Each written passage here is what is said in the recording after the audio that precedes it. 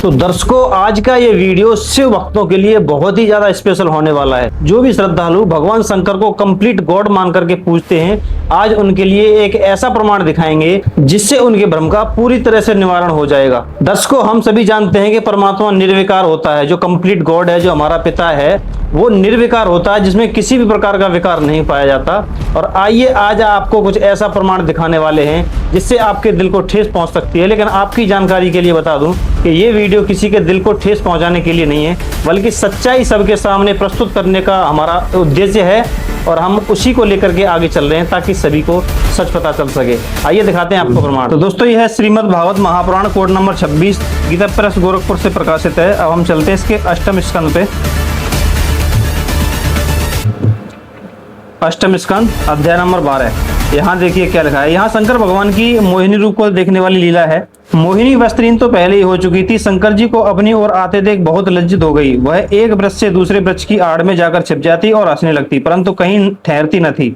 भगवान शंकर की इंद्रियां अपने बस में न रहीं, वे कामबस हो गए। अतः हथनी के पीछे हाथी की तरह उसके पीछे पीछे दौड़ने लगे। उन्होंने अत्यंत वेग से उसका पीछा करके पीछे से उसका जूड़ा पकड़ लिया और उसकी इच्छा न होने पर भी उसे दोनों भुजाओं में भरकर हृदय से लगा लिया। आगे आप देख सकते हैं 32वें श्लोक में, कामुक हथनी के पीछे दौड़ने वाले मदन हाथी के समान वे मोहिनी के पीछे पीछे दौड़ रहे थे। यद्यपि भगवान शंकर का वीर्य अमोघ है, फिर भी मोहिनी की माया से वह स्खलित हो गया। भगवान शंकर का वीर पृथ्वी पर जहां जहां गिरा वहां सोने चांदी की खानें बन गईं। परीक्षित, नदी, सरोवर, पर्वत, वन और उपवन में एवं जहां जहां ऋषि मुनि निवास करते थे वहां वहां मोहिनी के पीछे पीछे भगवान शंकर गए थे। परीक्षित वीरपात हो जाने के बाद उन्हें अपनी स्मृति हुई। तो दर्शकों, इस भागवत की कथा हम डेली सुनते हैं सभी कथावाचकों से, लेकिन कभी भी किसी ने ये तक नहीं बताया कि इसमें वास्तव में लिखा क्या है। और जो सच्चाई है वो किसी ने हमारे तक आने नहीं दी ताकि हमें कहीं इन भगवानों के बारे में पता न चल जाए।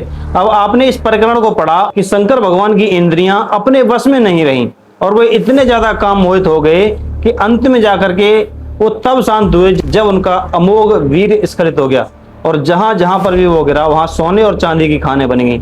अब आप इसी से अंदाजा लगा लीजिए कि किस प्रकार के ये भगवान हैं। क्या इसे ही भगवान कहते हैं? क्या ऐसे गुण वालों को भगवान कहते हैं जो कि एक सुंदर स्त्री को देखकर काम मोहित हो गए, या फिर भगवान किसी और को कहते हैं? हम बचपन से सुनते आ रहे हैं कि भगवान निर्विकार निष्काम होता है, सबका पिता होता है और हम सभी उस परमात्मा के बच्चे होते हैं। भगवान कभी भी अपने बच्चों पर ऐसी कुदृष्टि नहीं डाल सकता। तो इससे सिद्ध है कि भगवान शंकर कंप्लीट गॉड नहीं है। यानी कि शंकर भगवान को आज तक पूजने वाले हम सभी लोग इन कथावाचकों के द्वारा मूर्ख बनाए जा रहे थे। और आज इस सच्चाई को जान करके आप अगर अभी भी मौन रहे या अभी भी आपने अपना रास्ता सही नहीं पकड़ा तो आप ही सोच लीजिए आपके साथ क्या बीतने वाली है। दर्शकों, अपने शास्त्रों में छिपे हुए गूढ़ रहस्यों को इसी प्रकार से उजागर करते रहेंगे। और आपको अगर आध्यात्मिकता से जुड़ी कंप्लीट नॉलेज चाहिए तो YouTube पर सर्च कीजिए संत रामपाल जी महाराज।